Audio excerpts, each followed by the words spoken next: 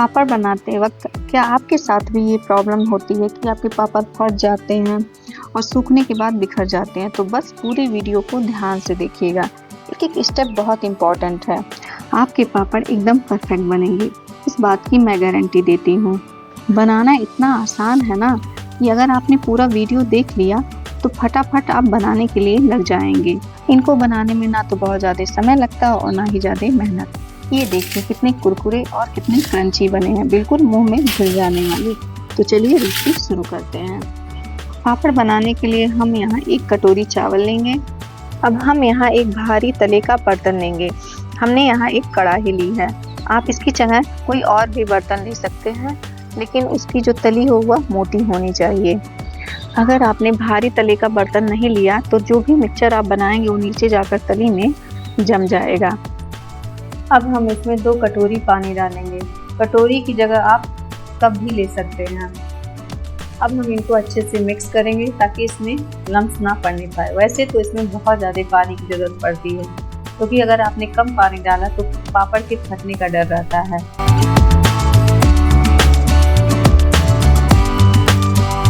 अब हम इसमें 7 कटोरी पानी और डालेंगे।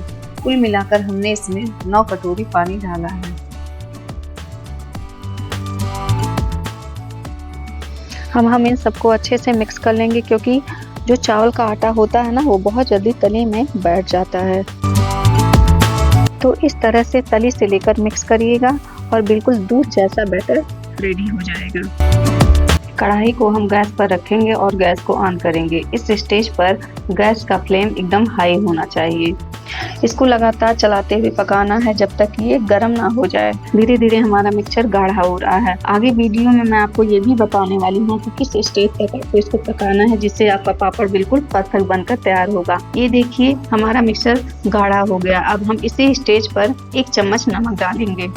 नमक थोड़ा कम ही डालिएगा, क्योंकि हल्के नमकीन पापड़ खाने में बहुत अच्छे लगते हैं, क्योंकि ये जब सूखते हैं तो बिल्कुल पतले हो जाते हैं। अब हमारे मिक्सचर में धीरे धीरे करके बबल आने लगे हैं। हम इसको लगातार चलाते हुए पकाएंगे। धीरे धीरे करके इसका बैटर गाढ़ा होता जा रहा है। अब हम चेक करेंगे कि हमारा बैटर परफेक्ट बना है कि नहीं। इस स्पैचुला में पीछे की साइड में एक लाइन ड्रा करेंगे। ये लाइनें आपस में बिल्कुल मिल नहीं रही हैं हिलाने डुलाने पर भी। इसका मतलब है कि हमारा जो मिक्सचर है बिल्कुल परफेक्ट बनकर तैयार हुआ है। एक दूसरा भी तरीका है, थोड़ा सा हम बैटर लेंगे, इसको एक बर्तन में गिराएंगे और जब ये थोड़ा सा ठंडा हो जाएगा तो इसको इधर इधर हिलाने डुलाने पर भी ये फैल नहीं रहा है। अगर ये पतला होता तो फैल जाता। हमारा बैटर बिल्कुल परफेक्ट बन करके तैयार है। अब हम गैस को बंद कर देंगे। अब हम इसको ठंडा करेंगे। इसको लगातार चलाते हुए ठंडा करेंगे, वरना इसमें गुठलियां पड़ जाएंगी और आपके पापड़ पारदर्शी नहीं बनेंगे। जब ये हल्का गर्म रहेंगे तभी हम पापड़ बनाना स्टार्ट करेंगे। मैंने इसको चेक करके देखा, अभी ये हल्का गर्म है। इसी स्टेज पर हम कुछ मसाले इसमें डालेंगे। मैंने यहाँ 1 चम्मच जीरा डाला है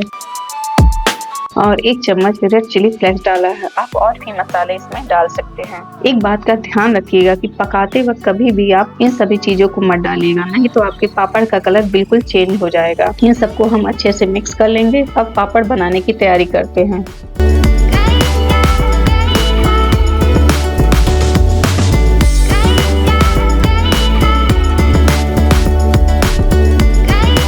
पापड़ को मैंने प्लास्टिक शीट पर बनाया है। अगर आप एक साइज के पापड़ बनाना चाहते हैं तो चूड़ियाँ या कोई ढक्कन हो उसको काट करके हम एक शेप में पापड़ बना सकते हैं। बहुत ज्यादा पतला पापड़ नहीं बनाना है, क्योंकि ये सूखने के बाद और भी पतले हो जाते हैं और जब आप इनको निकालेंगे तो ये टूट जाते हैं।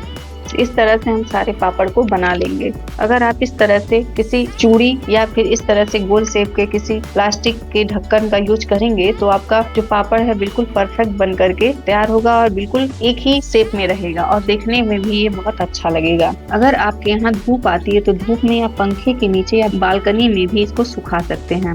1 कप चावल के आटे से देखिए ढेर सारा पापड़ बन करके तैयार हुआ है। 2 दिन लगेंगे इसको सुखाने में और सूखने के बाद ये बहुत ज्यादा कम हो जाते हैं। इन पापड़ को आप साल भर स्टोर कर भी रख सकते हैं, लेकिन स्टोर करने से पहले इसको अच्छे से धूप दिखाइएगा फिर स्टोर करिएगा। इसमें से स्मेल तो बिल्कुल नहीं आती है, क्योंकि हमने इसमें एक बूंद भी तेल का इस्तेमाल नहीं किया है। ये देखिए कितने पारदर्शी पापड़ बन करके तैयार हुए हैं। अब हम इसको छानते हैं। छानने के लिए जो तेल होना चाहिए खूब ज्यादा गर्म होना चाहिए। अब हम इसमें एक एक पापड़ करके डालेंगे और इसको छानेंगे। जब आप इसको छानिए तो छन्नी से थोड़ा सा पापड़ को दबा दीजिए, क्योंकि जब आप पापड़ को सुखाते हैं थोड़े से उबड़ खाबड़ हो जाते हैं।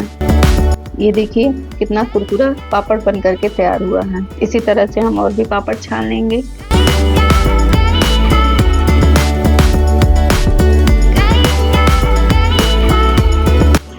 देखिए इसकी आवाज़ सुनकर ही लग रहा है ये कितने ज़्यादा क्रिस्पी और क्रंची बने हैं।